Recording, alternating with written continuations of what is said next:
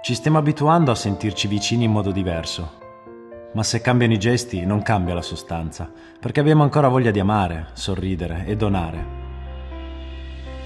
Per la sicurezza di tutti cambia anche la colletta alimentare. Colletta alimentare, la spesa per i più poveri, quest'anno si fa con le card. Cambia la forma, non la sostanza, della 24esima giornata nazionale della colletta alimentare. Quest'anno fino all'8 dicembre saranno disponibili nelle casse dei supermercati italiani delle gift card da 2, 5 e 10 euro.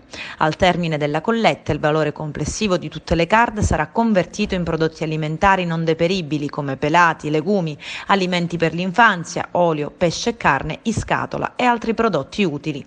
Tutto sarà consegnato alle sedi regionali del Banco Alimentare e distribuito con le consuete modalità alle circa 8.000 strutture caritative convenzionate. Le card prendono quindi il posto degli scatoloni e diventano i nuovi contenitori della spesa, una spesa che quest'anno non può essere donata fisicamente per ragioni di sicurezza sanitaria.